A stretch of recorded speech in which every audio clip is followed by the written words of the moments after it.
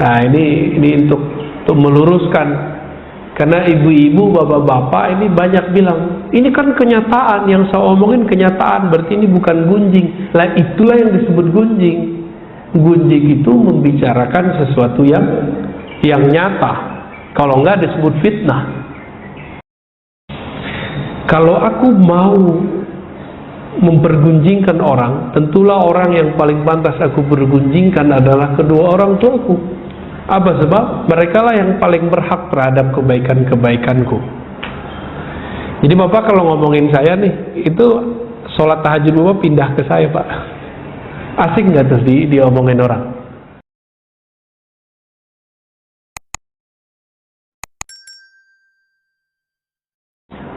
Di dalam Al-Quran, surat yang sering kita baca, Al-Hujurat misalnya, itu ayat 10, 11, 12, kita berbicara tentang adab, bagaimana kita berinteraksi dengan makhluk.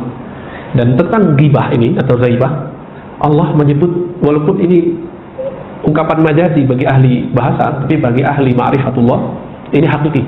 Apa itu? Ayuhibbu ahadukum ayyakula lahma akhihi mayyita. Kalau kita menggibah seseorang, maka Allah kasih pertanyaan, ayuhibbu ahadukum, apakah kamu suka melahap memakan daging saudaramu sendiri? Udah daging saudaramu mayyita, bangkai, dagingnya bangkai, nggak disembelih, bau ya. Daging kita ini kan paling bau Pak, kalau sudah jadi bangkai. Itu lebih bau dari semua hewan yang ada di muka bumi, karena di dalamnya semua kebusukan ada, semua bakteri ada. Nah, bagi ahli bahasa, menggibah dianggap majazinya adalah makan lahma akhihi maita, daging saudara seakan-akan. Tetapi di ayat ini tidak ada kalimat seakan-akan. Langsung pertanyaannya, apa kamu mau makan daging saudaramu dan itu bangkai? Falamman saraftu ila baiti wa syara'tu fi wirdi thaqula alayya fi jami'a anwa'ihi fanimtu anha faraitu dhalika al-faqir qad ji'a bihi ala khawan wa qila li kull lahmihi faqad ikhtabta. Ya, kalau diterjemahkan secara bebas, ketika aku pulang sampai di rumah, biasanya Imam Junaid ini kalau nyampe ke rumah bukan mau tidur Pak. Kalau kita pulang mau ngapain? Mau tiduran ya, mau nonton, mau main handphone. Nah ini beda aja. Di zaman itu belum ada smartphone. Maka beliau radhiyallahu ta'ala anhu kemudian memulai membaca wiridnya, Saqula alayya jami'a anwa'i. Tapi kok bacanya berat? Biasanya bacanya nikmat, kayak orang melahap makanan. Ini baru mulai istighfar sudah berat, mulai syahadat sudah berat. Ada yang bisa konsentrasi. Lalu tertidurlah beliau. Ketika tertidur, tiba-tiba ada yang datang membawa ya orang ini, ada bangkainya. Terus apa katanya?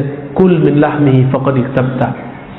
Ini ada daging bangkainya orang yang kamu omongin di hatimu itu, makanlah dia.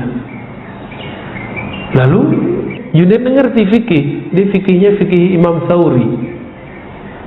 Fikih Tsauri sudah nggak ada Pak sekarang ya. Sufyan Ats-Tsauri ya. Ada yang mengatakan dia pakai fikih Ishaq ya. Innama qultuhu fi nafsi, aku kan cuma bergumam dalam hatiku, belum melafazkannya. Nah ini untuk meluruskan, karena ibu-ibu, bapak-bapak ini banyak bilang, ini kan kenyataan, yang saya omongin kenyataan, berarti ini bukan gunjing. Lah itulah yang disebut gunjing. Gunjing itu membicarakan sesuatu yang nyata. Kalau enggak disebut fitnah. Ya. Faqila li, lalu dikatakan kepada Imam Junaid, misluka la yaliqu bih. Orang kayak kamu, maksudnya engkau ini kan wali Allah, atas di kolbumu ada sesuatu hujatan merendahkan kepada makhluk-makhluk Allah tabaraka wa ta'ala. Berat jadi wali Pak ya? Mau jadi wali? Enak Pak jadi wali, jadi kekasih Allah. Tapi adabnya gitu, ngelihat pengemis nggak boleh, sedikit pun suuzon nggak boleh. Gimana? Kuat ya? Jadi kalau kita ini mau jadi kekasih Allah, kita wajib Pak sebenarnya jadi kekasih. Merana nanti di surga, di neraka merana ntar. Di surganya merana, apalagi di neraka Pak. Jadi orang kalau belum jadi kekasih Allah, di surga aja nanti dia stres. Tapi stres ala surga itu masih enak. Di surga itu nikmat seksual, nikmat makan, minum, rekreasi, semua dikasih. Saya mau tanya Bapak Ibu nih, yang sudah pernah nikah Pak ya, kalau begitu mulu tiap malam, bosan nggak? Kayak malam pertama terus, bosan Pak. Nanti akan ada titik jenuhnya ahli surga, maka mereka mengatakan, ya Rabb, arina wajhak, tolong tunjukkan kami wajah engkau pemilik surga. Berarti surga mendapat bidadari 72 seperti bidadarinya teroris. Kan teroris bunuh orang supaya dapat 72. Loh kita 72 mah dikit. Dikit itu Pak. Hadisnya di Tirmizi dan tidak sampai derajat sahih seperti di Sahih Bukhari Muslim. Hadisnya kalau mau dapat 72 bidadari, boleh nggak apa-apa, kita juga mau kok. Tapi nggak dengan cara bunuh orang. Emang ada Pak mahar surga bunuh orang nggak bersalah? Itu orang waras nggak tuh beragama? Beragama itu apalah ta'qilun, orang waras. Tapi hari ini kok orang beragama nggak waras, itu kok muncul begitu? Apakah ini fenomena orang stres beragama? Ya udah jadi teroris aja deh gitu ya. Korban hoax itu. Apalagi ini haji, saya bukan orang pemerintah loh Pak ya, karena saya bukan PNS, maka saya nggak ada urusan menjelaskan ini. Tapi kita perlu meluruskan, kita ini jangan kemakan hoax. Haji tahun ini tidak jadi, bukan karena Indonesia ini utang itu, nggak ada urusan. Itu karena problem keamanan kesehatan semata, nggak ada urusan dengan yang tadi. Nah, ada persepsi yang berbeda antara kita dengan Saudi juga ada masalah banyak hal. Ini karena saya ngelihat di grup-grup ini, waduh masya Allah ya. Udah baca Pak hoax masalah haji.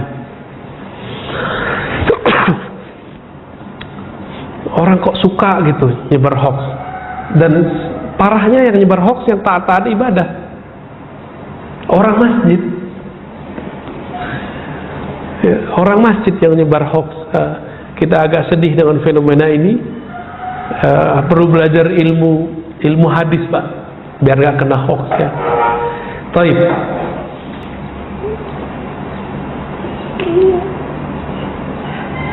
Terakhir yang mau saya bacakan di sini, dikatakan di sini bahwa Imam Sufyan bin Uyainah pernah menyebut tentang persoalan gibah, ya, menggibah orang di depan Imam Ibnu Mubarak. Ibnu Mubarak ini wafat tahun 181 Hijriah, ya, masih ulama salafus saleh. Kitab-kitabnya dijadikan sandaran. Kata beliau, "Lau tabtu ahadan laqtabtu walidayya li'annahuma ahaqqu nas bihasanati." Kalau aku mau mempergunjingkan orang, tentulah orang yang paling pantas aku bergunjingkan adalah kedua orang tuaku. Apa sebab? Mereka lah yang paling berhak terhadap kebaikan-kebaikanku. Jadi Bapak kalau ngomongin saya nih, itu sholat tahajud Bapak pindah ke saya Pak. Asik nggak tuh diomongin orang?